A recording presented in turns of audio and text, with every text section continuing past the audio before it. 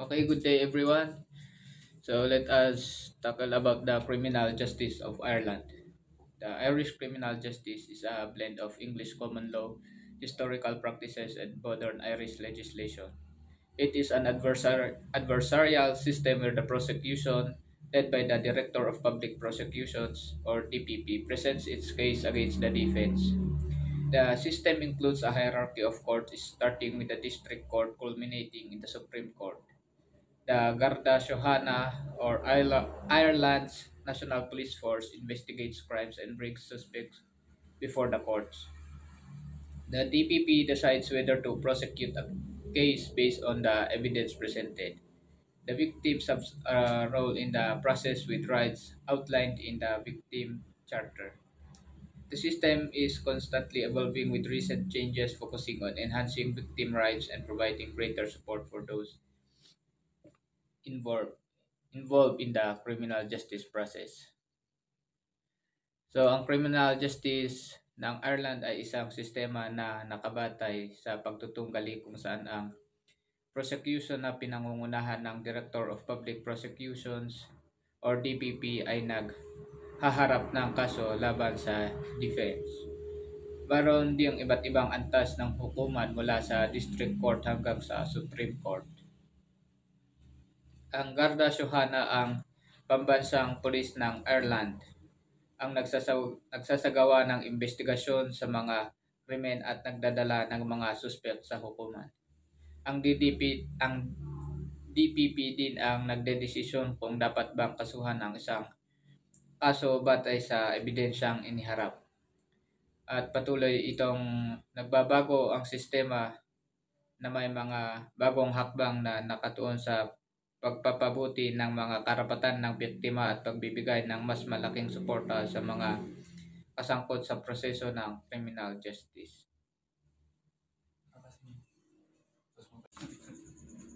So, let's move on to where did Ireland adopt their criminal justice system. Ireland criminal justice system is adapted its criminal justice system primarily from a combination of English common law in its own historical legal traditions. Following the establishment of the Irish Free State in 1922, Ireland sought to develop its legal framework incorporating aspects of common law and statutory law. These are the key influences. Number one is English common law. Since Ireland was under British rule for several centuries, English common law significantly shaped its legal system, including criminal law. Number two, Irish Free Statutes. Over time, Ireland enhanced its own laws and statutes that adapted and modified existing legal frameworks to better suit Irish society. Number three is the European Union law. As a member of European Union law, Ireland has also integrated European Union laws and regulations into its legal system, particularly in areas such as human rights and criminal justice. Overall, Ireland's criminal justice system is a blend of historical influences, local adaptations, and contemporary legal standards. So, ang criminal justice sa Ireland ay nagmula sa pinaghalong English common law at mga local na tradisyon ng batas. Matapos ang pagkatatag ng Irish Free State noong 1922, sinikap ng Ireland na paunlarin ang kanilang mga batas na pinagsama ang English common law at mga nakasulat na batas. Ang English common law ay may malaking bahagi sa kanilang sistema dahil sa mahabang panahon ng pananakop ng Britanya. Nagpatupad din ang Ireland ng mga sariling batas na umaangkop sa kanilang lipunan. Bilang bahagi ng European Union, isinama nila ang mga batas ng European Union, lalo na sa mga human rights at criminal justice. Next is the police system of Ireland.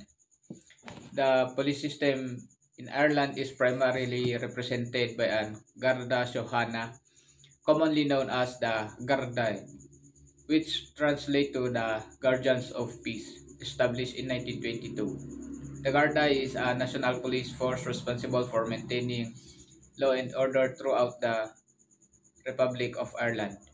It operates under a community policing model, emphasizing cooperation between the police and local communities to enhance public safety and trust. The organization is unarmed in most day-to-day policing activities with armed units available for specific operations. The Gardaí are supported by various specialized units such as the Garda National Drugs and Organized Crime Bureau, which address specific types of crime. Additionally, Garda Síochána is accountable to the public and operates under oversight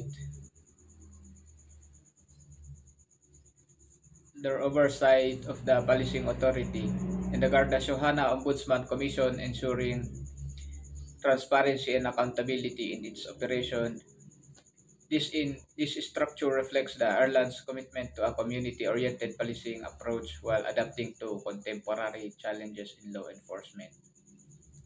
So the police system in Ireland is mainly represented by an Garda Síochána, or also known as the Gardaí, which means Guardians of Peace, and it was established in 1922. The Gardaí is the national police force na responsible for maintaining law and order in the Republic of Ireland. And it follows a community policing model that emphasizes collaboration between police and local communities to improve public safety and trust. So generally unarmed in daily operations. The Gardaí have armed units for specific situations only. They are supported by specialized units that focuses on particular crimes such as drug-related offenses and organized crime. And Garda Síochána is accountable to the public and is overseen by policing authority. And the Garda Síochána Ombudsman Commission is ensuring transparency and accountability in their actions. This structure highlights Ireland's commitment to community-oriented policing while addressing modern law enforcement challenges. Okay, so let's move to the police uniform in Ireland. Number one is the blue polo shirts and trousers. They use this in community policing. Officers may wear blue polo shirts and standard trousers during community engagement activities, neighborhood patrols, and public relations events to appear approachable and informal. They also use this in casual duties. These uniforms are suitable for less formal situations where full gear is not necessary, such as office works or light patrols. So, ginagamit ang blue polo shirt sa mga aktibidad na pakikipag-ugnayan sa community, neighborhood patrols at mga kaganapan sa relasyon sa publiko upang magmukhang madali silang lapitan at informal. Ang blue polo shirt ay ginagamit din ito sa mga hindi gaanong formal na sitwasyon kung saan hindi kinakailangan ang buong gamit tulad ng mga office works or light patrols. Number 2 is the green uniform or waterproof vest. They use these green uniforms in outdoor operations, often used during rural patrols and operations in outdoor environments where they can blend into nature. They also use this in search and rescue. These waterproof vests are used in situations involving in water rescues or searches in adverse weather conditions. So, ang Berdeng uniform ay madalas na ginagamit sa panahon ng mga pagpapatrolya sa kanayunan o mga operasyon sa mga panlabas na kapaligiran. Ginagamit din ang waterproof vest mga waterproof vest para sa pamamahala ng trapiko o kaligtasan ng publiko sa mga kaganapan kung saan mahalaga ang kakayahang makita. High visibility situations, officers may wear this for traffic management or public safety at events where visibility is crucial. Okay, so nasabi ko na ito kanina. So let's move on to number 3, black uniforms. Ginagamit nila ang kanilang black uniform sa tactical operations, typically reserved for specialized units such as the emergency response units or armed support operations where a tactical appearance is necessary. Ginagamit din ang black uniform sa crowd control during protests, riots, or high-risk incidents. Black uniforms are used to protect authority and ensure officer safety. So, ang itim na uniform ay karaniwang sinusuot para sa mga specialized units tulad ng mga emergency response unit o mga armed support operation kung saan kinakailangan ang isang tactical na itsura. Sa crowd control is sa panahon ng mga protesta, kaguluhan o mga insidente na matataas ang panganib, ginagamit ang mga itim na uniforme upang mapakita sa otoridad at matiyak ang kaligtasan ng mga opisyal. These are the ranks and insignia in Ireland. So dito under sa bronze devices is ito yung mga second lieutenant, first lieutenant, and captain. Sa brass badges naman dito is medical and engineers. Under naman sa silver devices is ito yung mga major, lieutenant colonel, and colonel. Ang bronze badges naman sa silver devices is infantry. Dito naman sa gold devices is ito yung mga major general, lieutenant general, and general. Under naman sa gold devices, yung mga bronze badges is ito yung mga artillery and cavalry. Dito sa left side is ito yung mga insignia of rank in 1942. And dito naman sa right side is bronze insignia of rank in 2050. Pakikita naman dyan sa presentation. Okay, so let's move to the income of Ireland.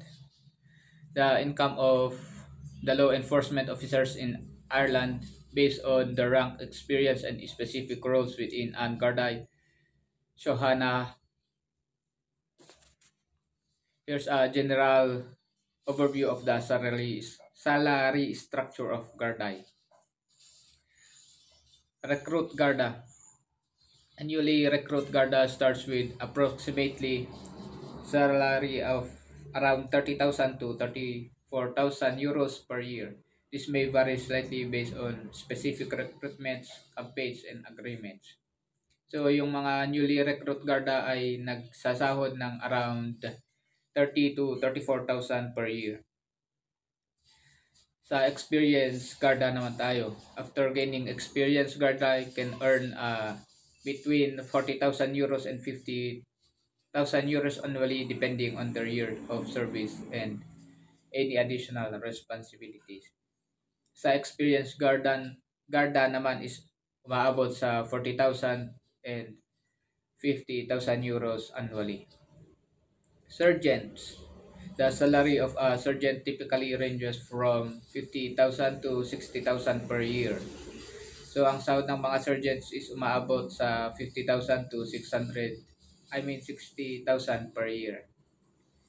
Sa inspectors naman is ang salary can range from approximately 60,000 to 70,000 euros annually. For higher ranks such as chief superintendents and superintendents, salaries can exceed to 70,000 euros and can go up to 100,000 euros or more depending on the specific position and responsibilities. So yung mga higher ranks tulad ng mga chief superintendents and superintendents ay nagsasahod ng 70,000 euros and can go up to 100,000 euros or more. Additional benefits may include allowance for uniform, overtime, or OT and pension schemes which can further enhance the overall compensation package for law enforcement officers in Ireland. Okay, so dito naman tayo sa recruitment process. Number 1 is the application. Candidates submit an online application when recruitment is open. Dito is kapag open ang recruitment is pwede silang mag-apply through online application. Number two, applications are reviewed to ensure meet candidates meet age, nationality, and education requirements. Dito is para makita kung na-meet ba nila ang kanilang age, kung pasok ba ang kanilang age on nationality and education requirements. Number three is assessment. Eligible candidates takes tests to evaluate their problem-solving skills and decision-making skills. Dito is magte-take sila ng test para ma-evaluate ang kanilang galing sa problem-solving skills and decision-making skills. Number four is physical test. Candidates must pass a physical fitness test that measures strength and endurance. Dito sa physical fitness naman or physical fitness test ay para makita kung gaano sila kalakas. Number five is the interview. Successful candidates are interviewed to discuss their motivations and understanding of policy. Dito sa interview is tatanungin ka kung ano ba ang pagkakaintindi mo sa policy at yung motivations mo. Number 6 is background check or background investigation. A check is done to assess the candidate's character and history. Dito ay para makita kung may criminal record ka ba or kung may bad record ka man sa iyong barangay. Number 7 is medical exam. Candidates undergo a medical examination to ensure they are fit for police works.